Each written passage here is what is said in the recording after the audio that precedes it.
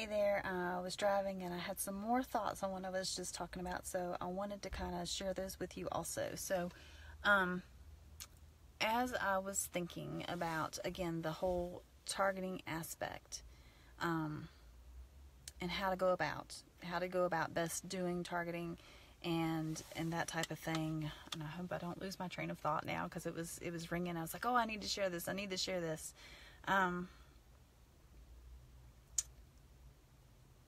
And of course now that I'm live, everything is blank, because I've got too many things going on in my head. But I will share the one that I thought with, and we'll start here.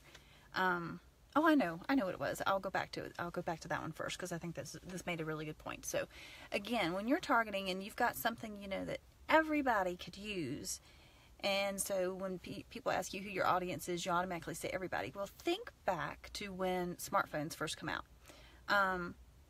If you were trying to market those to people, who would you market them to? Would you, excuse me for moving my phone all around, would you market those to the stay-at-home mom? Now, the mom would most likely, possibly, buy a smartphone. She might enjoy looking at the phone after the kids have gone to bed, so that she can, relax rather than sitting in front of a computer. She might want to, catch up on news that way, or read a book that way, or, now that we have all the social media, catch up with her friends via social media, that kind of thing. Not to say that she couldn't use that phone, but would you target her to purchase a smartphone? Think back. Or would you target someone, business-minded people, for instance, because with the smartphones you have instant access to the internet and the web and that type of thing, phone calls so that you can keep in touch with your clients, and of course email. That was a big thing. That was a big thing for why I wanted a smartphone, was to be able to get my email while I was out and about and be connected that way. So think way back as far as when people first started getting a smartphone. Would you target them that way? Of course, you can target everybody, but think about it. If you were targeting specifically those business-minded people, it's much more of a chance that you're going to end up getting them as a customer and get them to buy than perhaps the stay-at-home mom. Because again, smartphones are not always very cheap, and especially if you're like a big iPhone person, and yes, I am. So just for those that know me, just hush about it.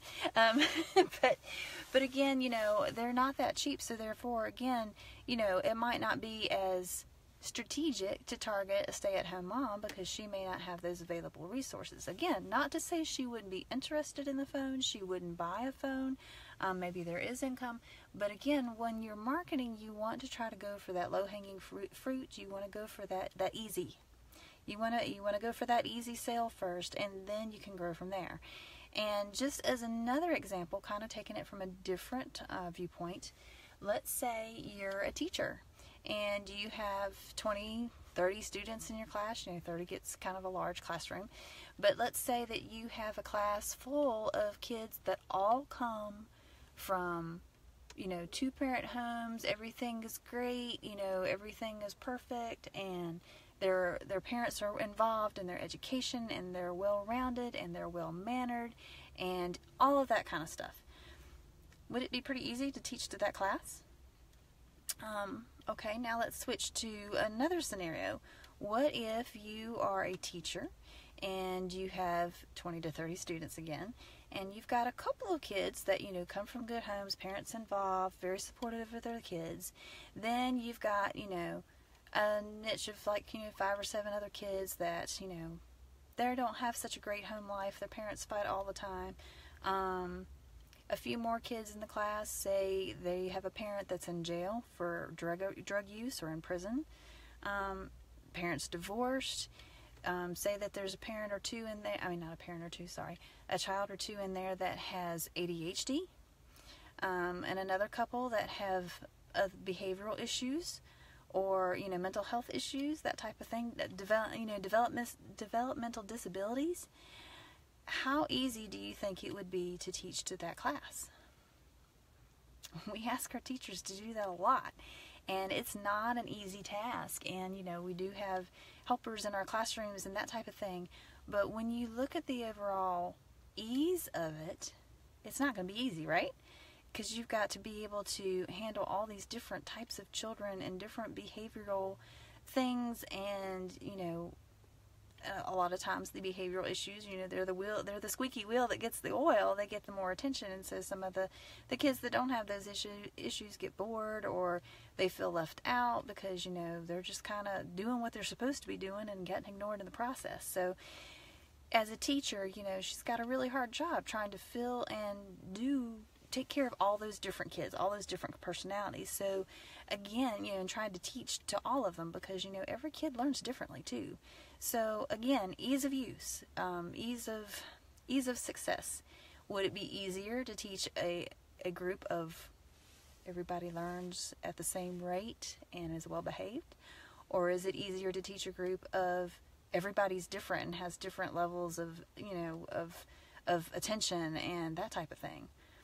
Well, obviously it's going to be easier to target, again, and to teach, the one group that's all like-minded. So that's kind of why we do targeting. We're trying to target those like-minded individuals that are all similar, and from there you can scale out.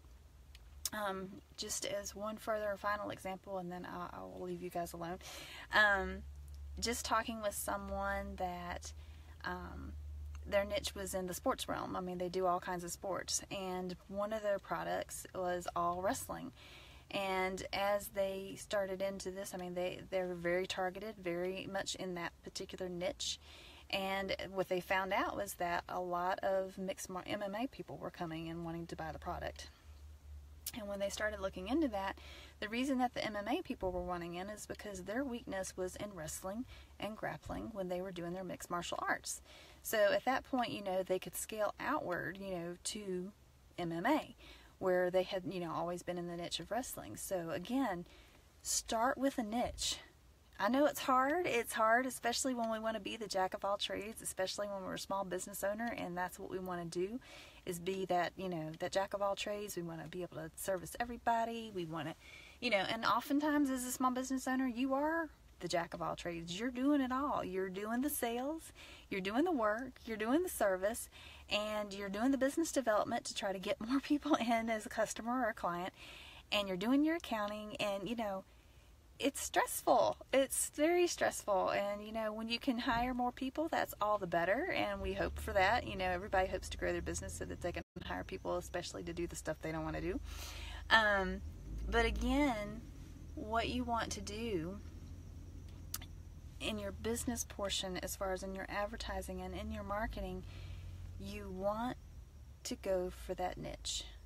You want to try to resist the urge to try to market to everybody, and go for that niche of that specific client that ideal client or that ideal customer that you're looking for. So again, gave you 2 tips today, but it was kind of all the same. But I wanted to give those examples because I think so often we kind of miss that. We miss that, and I'm trying to help everybody to understand the importance of, knowing who you want to target, who your audience is, who your customer is, and going after that client, and being smart about your marketing, and being smart about, spending money on your advertising, because ultimately that's what it's all about, right? We want to save money, and we want to make money. So that's your tips for today. I hope you enjoyed, and I hope you guys are finding value in my ramblings sometimes, and that you're enjoying this group. And I'm hoping that you think that it's the best value that you can get, for free. So I hope you guys have a great day, and I wish you the best, and I will talk to you all later. Thanks. Bye.